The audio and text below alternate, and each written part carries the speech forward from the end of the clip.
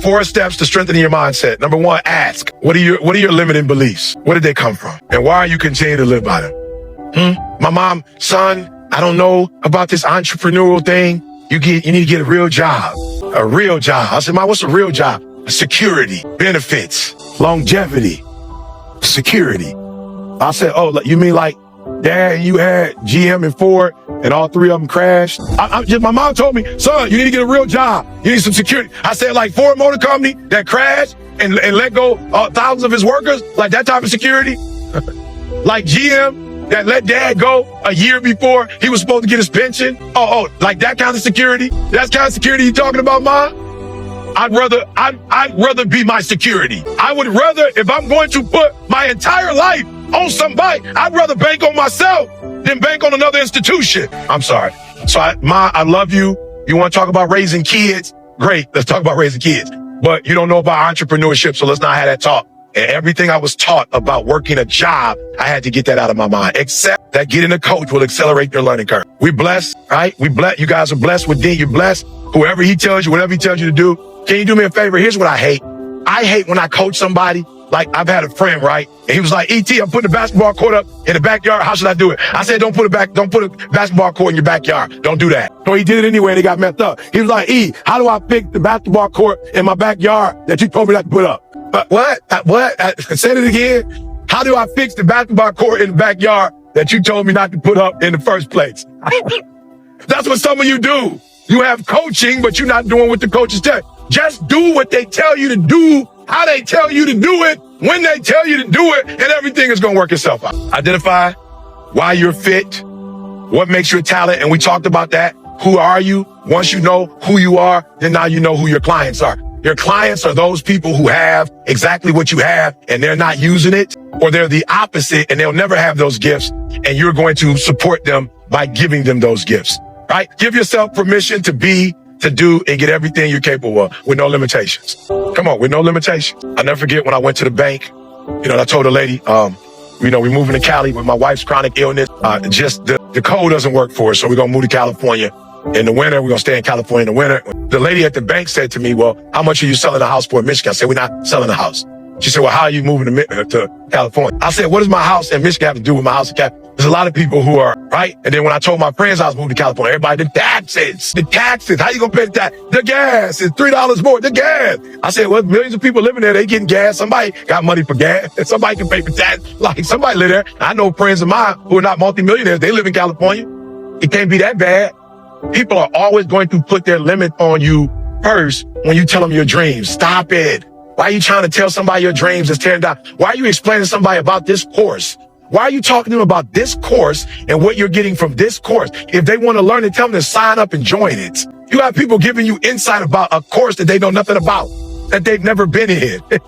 They telling you about a course they've never experienced. Girl, if I were you, you're not. Girl, if I was you, I would. You know how they do the hit. Girl, if I was you, I promise you I wouldn't do that. I don't know why you doing that, because I'm not you. So of course you wouldn't do it. That's why I'm doing it, so that I won't be exactly where I am today, a year from today, or 2 years from today. Do you understand? I made a conscientious decision to do that with my daughter, to take that trip, to take this trip, to fly back. Do you understand that I didn't just do it because I love you and care for you? That I didn't just do it because I know I'm gifted at this and I'm about to inspire and encourage you. I also did it because this is going to be a blessing to my baby. It's going to be a blessing to my grandbabies that are not alive. I'm doing something today that I knew. Do you think I would fly here if I didn't think it was mutually beneficial? You think I would have just showed up in this place? You go back and look at Eric Thomas stuff, and you look at how often I speak in places. Go back and look. I'm not that guy. I'm not saying there's nothing wrong with the dude that does 150 gigs. I don't do that. I'm rare. You don't go to my page and see a whole bunch of conferences and Eric Thomas just floating around speaking to everybody. I don't do that. I'm very selective. If I'm going to speak somewhere, I know when I show up, I'm going to be a blessing. I have to know that where I'm going, it's going to be a blessing as well. You have people that are not blessing you, talking to you about a blessing that's blessing you. That don't even make sense. You got people talking to you about a program that's going to set you up for the rest of your life, but you're letting somebody tell you. Can you stop waiting for other humans to give you permission and just take permission yourself? Can you stop getting other people to co-sign your life and your dream? Why you always gotta have somebody co-sign what you know is right in your heart? Why your boss gotta say yes too? You don't need 2 yeses from you and one from your boss. This ain't your boss life. This ain't your supervisor's life. This ain't your spouse's life. This is your life.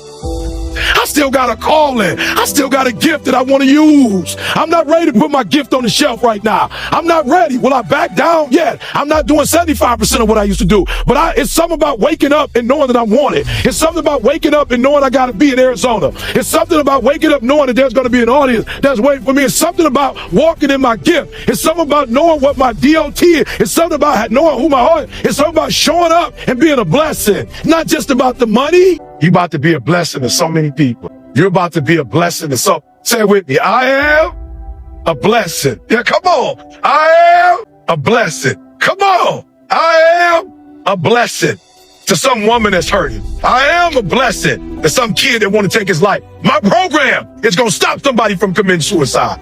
My program is going to stop somebody from giving up. My program is going to change somebody's life. My program is going to bless a family. My program is going to make America a better place. My program. My program is going to make a difference. Come on, come on. My program is going to make a difference. My program is going to change somebody's life. My program is going to make a difference in this world. My program is going to make my spouse look at me different. My children look at me different. When a commercial comes on and my daughter sees a commercial, she says, at 24, that's my daddy. When a commercial comes on, my grandma called me and say, is that my grandson? When my commercial comes on, my auntie called me. I know that voice. I know that's my I know that's my nephew. I know it's gonna make my grandma happy when I walk in my purse. My mama walks around. My mama just had on my t-shirt at the San Diego airport. She walked in with the t-shirt that said, just believe, with her baby logo on it. And the guy said to me, hey, lady, you follow E.T. too? He helped me get through a divorce. What did he do for you? He said, that's my son. That's my firstborn. That's my son. That's my only son. That's my baby. You're gonna make your mama proud in this program. You're gonna make your son and your daughter proud of you with this program. And then more importantly, if you're not careful, they're gonna come behind you. I walked across the stage, Breslin, Michigan State University. My son walked across the same stage with a 4-year degree. My baby girl walked across the stage, and in May, she'll walk across it again with a master's degree in social work. Doing what? Helping people. Why? Because her daddy helps people.